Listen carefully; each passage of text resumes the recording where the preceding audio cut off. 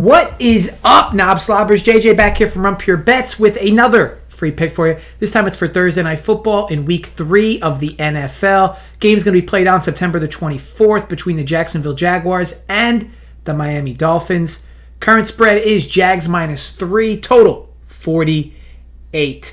So to recap last week, I did take a semi-unique approach targeting both running back props over, which did come through. I did say that I felt the chances of both cashing versus none cashing were literally like 3-1, and if one goes over, you're only going to potentially lose the vig on one. So I found that spot extremely favorable. I'm glad that it cashed for all of us. Now, great running game overall for the Browns, but we did get backdoored late on that Browns spread. Right side, wrong side, doesn't matter. That pick lost. Was able to pick up some change, though, on the game with both those props coming through. In our Discord live, I did give away Bengals plus 11.5 in the fourth quarter as a hedge. So it was actually a nice night overall. But look, regardless, we move forward.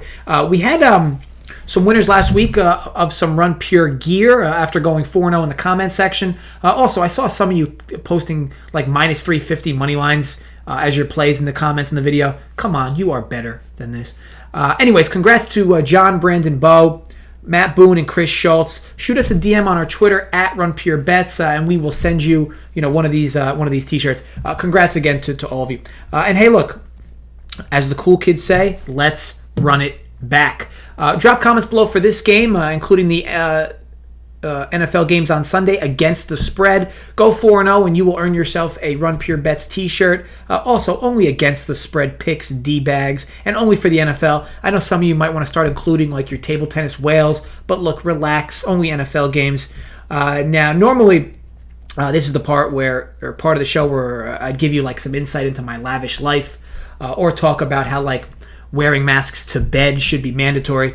But look, there was enough stories talked about with my father, the fax man, on the other vid we did. The link's at the end if you want to check it out. We gave a college football pick away for Saturday. I did rescue him out of witness protection to get him on for a video. By the way, I'm still seeing people driving alone in their cars with masks on. COVID apparently shares a lot of characteristics with like spider crickets. By the way, if you are alone in your car, it's either hazmat suit or bust. I'll tell you though, lately I've been wearing a mask and a condom to bed. These days you really can never be too safe. Okay, so look, we've made it to the game, or finally made it to the game at hand here. Who would have thought that just 3 weeks into the season, you could argue 2, right? The tanking Jaguars would be a field goal favorite at home versus the Dolphins. Well, look, anyway, here we are.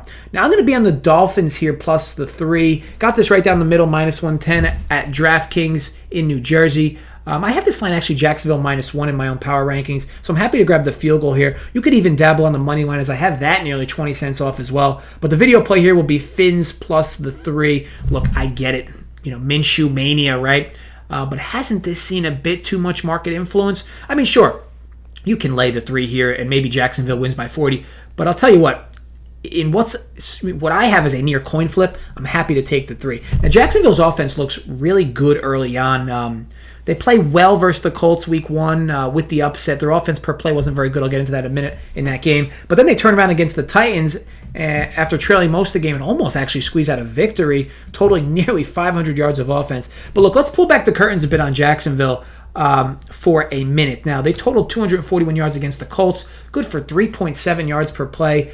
They squeezed that win with some real head-scratching Phillip Rivers decisions, turning the ball over. Nonetheless, look, for them, a win is a win. Then they go and play the Titans, who coming off a short week off that thin air in Denver. Fatigue really appeared to hurt Tennessee there, especially in the second half, where the Jags, 60% of the Jags' offense actually came in the second half. Needless to say, a well-played game by them, a well-played 2 games for that matter.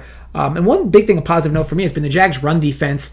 They've looked stout up front. Now, we can argue the volatility of Phillip Rivers may have had the Colts a bit overrated coming into the year, and the Titans didn't look good defensively even against Denver to start the year. So how much does it really mean with all this Jaguar success? Sure, they've been good, but I'm not sure how much we can really elevate them. Elevate them for sure, but how much, I'm not as high as everybody else is. Now, on the Miami side, this team has played the Patriots and the Bills, 2 potential playoff teams, and many are high enough on the Bills that see them in the Super Bowl this year. Against the Pats, Fitzpatrick threw 3 interceptions, and they still had a chance for a backdoor cover late. Then against Buffalo, Dolphins never trailed by more than 11 points, and even led in the fourth quarter Now, this team has a lot of question marks defensively and some key injuries, especially at corner. But they appear like their offense can hang with many with Fitzpatrick running the show. I know Tua's inevitably gonna probably see the field this year, but look, Fitzpatrick is what he is. He's been gunslinging early on. Now, much like Jacksonville has been as well with Minshew, but I think we can agree from a strength of schedule standpoint, Miami has had the tougher tests thus far. Now, one interesting little narrative piece to this game is the Dolphins have some real tough spots upcoming at San Francisco and at home versus Seattle. I'm sure this team will not want to start out 0-5. They will likely, if they lose this game, they will likely start 0-5. I never really value that narrative at all, but maybe we get a bit more energy exuding from this team, knowing that, right? I said maybe, though. Relax, mofos. I just wanted to mention that the Fins do have a winnable game here, sandwiched between 4 likely losses where they've already lost the first 2 games. Now, the total here has seen a ton of steam over, deservedly so though, right? Miami missing some key pieces on defense after getting mauled in yardage by Buffalo, and both these teams have been terrible defensively in yards allowed per play, with potent offenses to boot. The Jags have ruled out center Brandon Linder and kicker Josh Lambo, which was a bit of a surprise. DJ Chark questionable, but it's assumed he plays. Miami's going to be missing starting corner Byron Jones, who left the Buffalo game, and backup safety Clayton Fitzgerald. Now, Lambo's interesting, right? Because especially with how accurate he is, how much is that drop-off going to be with them moving down to Brandon Wright for the time being? Now, you could see the Jags more than likely go for it or have the itch to go for it a little more on 4th down, especially depending how long the field goal is going to be. But overall, injuries, I'd say, even out for both these teams. Now, I don't have a true prop I'd like in this game. Many numbers are padded for this one with the good offenses, but, try stomaching an under in this game with how yardage should pile up. I will say if Chark is ruled out, Keelan Cole's props become extremely targetable, like as soon as possible. You could argue there's even some value on them now, but I just hate knowing. He plays about 67% of snaps with Chark in there, and they've been using, stud rookie Laviska Shenault a little more as well, eating into that snap count percentage and his usage, so I'm not all that on board with it right now. Oh no, I'm going to grab the 3 with the team who's competed with better teams thus far, specifically played better defenses, and it wouldn't surprise, look, if either team rolls in this spot, but I'm happy to grab a field goal in a game that I have as a mere toss-up. Miami plus the 3 versus Jacksonville is my pick for this week. I want to thank you all for watching. If you enjoyed, thumbs up, create some fake accounts more. Thumbs up. If you did not enjoy, I hope a meteor hits your house. As always, drop comments below and